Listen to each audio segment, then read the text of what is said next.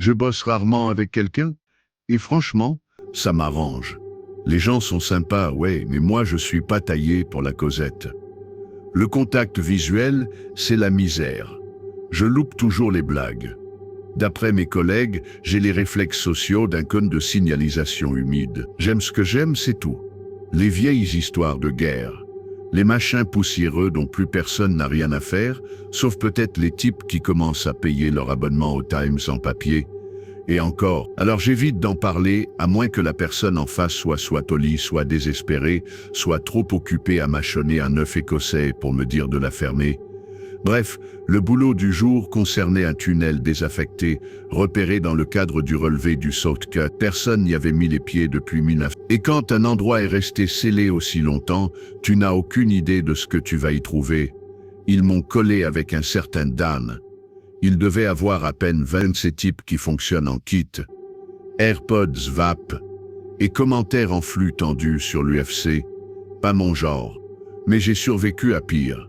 Une fois, j'ai passé une semaine sur la ligne de Karl, avec un mec convaincu que Dunkerque se trouvait en Allemagne. Notre mission était simple, recenser les débris, tester les dégagements, s'assurer que le tunnel ne découperait pas un wagon en deux si on décidait de le rouvrir au public l'été suivant.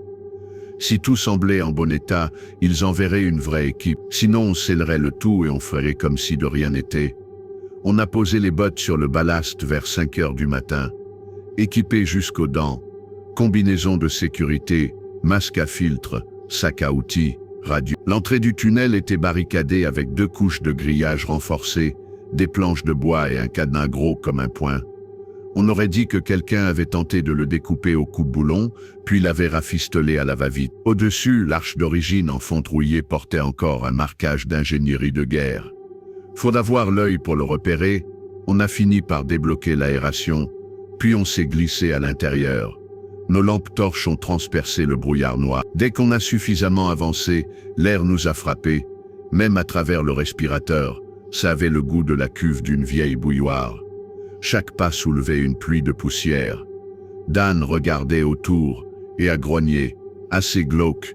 J'imagine même pas rentrer là sans masque. Tu connais la ligne Cross? J'ai demandé. Il a secoué la tête. C'est une marque? Non, c'est le nom de la ligne. Celle à laquelle appartenait ce tunnel. Elle servait à acheminer du matos entre les dépôts côtiers et les bases de la RAF. Caisse, carburant, parfois des unités médicales. Mars 19. On n'entendait plus que le craquement de nos pas. Jamais entendu parler de ça, dit-il. L'explosion a créé un effet de vide. J'ai repris. J'ai dit ça un peu trop gaiement, comme si je racontais une anecdote sur les éclairs au chocolat. Le souffle a aspiré une boule de feu le long du tunnel. Pile pendant les réparations. Il y a eu des survivants, j'ai haussé les épaules. L'intérieur a dû cramer de bout en bout. Avec une autre ligne encore en service et une guerre à mener, ils se sont pas emmerdés avec une équipe de récupération. Ils ont scellé et basta. Il n'a plus parlé après ça. Nos bottes froissaient le gravier en rythme, comme une seconde respiration. Puis au bout de quelques minutes, il a toussé et parlé d'un combat poids-plume qu'il avait vu récemment. Genre il supportait plus le silence. Un mec sous le poids réglementaire, qui avait mis son adversaire au tapis dès le 2e round avec un coup de coude tournant. Un sacré bijou, m'a-t-il dit. J'ai hoché la tête.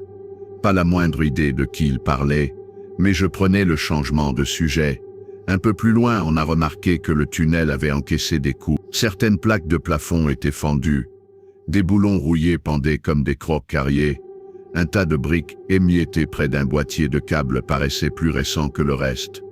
Rien de critique, mais assez pour garder l'œil ouvert. Puis on a commencé à tomber sur des lambeaux de tissu gras, effilochés, incrustés dans le ballast.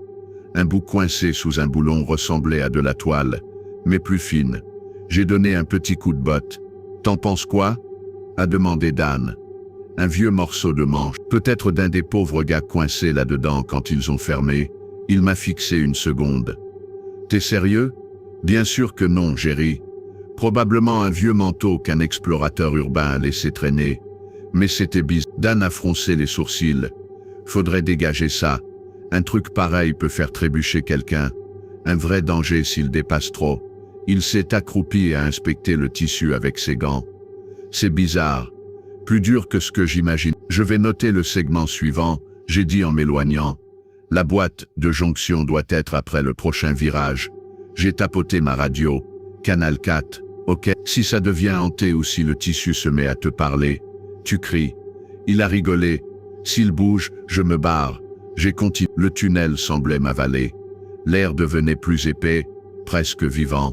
Tous les 30 mètres, une alcôve de refuge pour les ouvriers en cas de passage de train. Je l'ai compté pour me repérer. Juste après la 8e, j'ai vu briller quelque chose. Une épave de wagon de fret, carbonisé, fondu sur les rails. J'ai eu un frisson, c'était le fameux train du Crossline.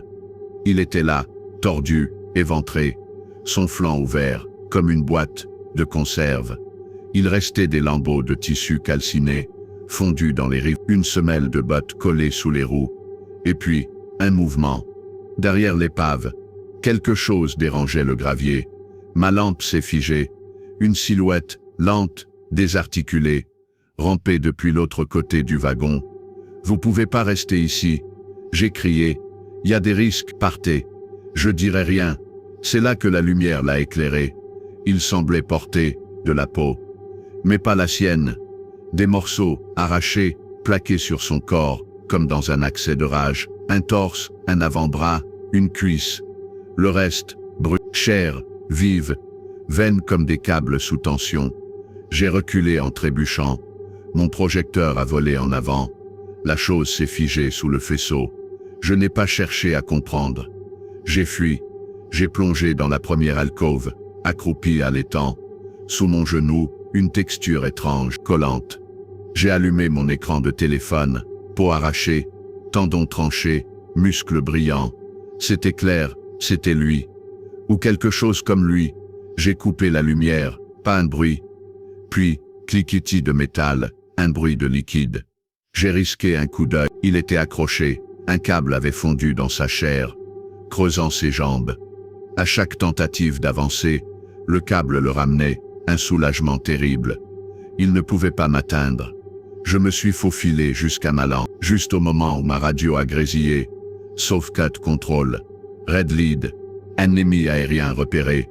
Préparez-vous à l'impact. Le message semblait vieux. La créature s'est agitée à ce son, se tordant dans une rage hurlante. J'ai fui. J'ai couru comme jamais. Puis la radio a repris, la voix de Dan. Colum, mec, y a un truc. Je peux pas. Dan. J'arrive. Bouge pas. D'accord. Suis là. Pas de réponse. Je suis arrivé à l'endroit où je l'avais laissé. Son sac était là. Lui non. Ma lampe a balayé les murs, révélant une galerie latérale, étroite, étouffée de poussière. Dan, j'ai chuchoté, et je l'ai vu, accroupi, dos tourné, respirant à peine. Dan, on doit se barrer. Il y a un truc là-bas, un truc avec de la peau. En m'approchant, j'ai compris, sa colonne était déformée, sa peau mal ajustée. Trop large, trop long, c'était l'autre. Mais cette fois, il avait réussi à mieux s'habiller. Il s'est redressé, son cou a craqué. Puis il a bondi. J'ai hurlé, j'ai couru. Lumière, zigzagant, bruit de pas tordus derrière moi. Et là, la sortie, le jour. Je me suis jeté sur la grille. Trop tard, il m'a suivi. Mais dès que son dos nu a touché le métal, il a hurlé. Sa chair a bouilli, ses chairs se sont fendues. Il a reculé, rampant, fumant. J'ai refermé la grille, claqué, verrouillé, puis je me suis effondré dans le train. Respirateur arraché. J'ai allaité, encore vivant. Je leur ai dit que Dan était coincé sous des décombres. Irrécupérable. Ce soir-là, j'ai pas dormi. J'ai zappé les chaînes. Je suis tombé sur le combat dont Dan m'avait parlé. Le type a évité un crochet, et bam, un coup de tournant. L'adversaire au tapis. Dan avait raison. C'était un sacré bijou.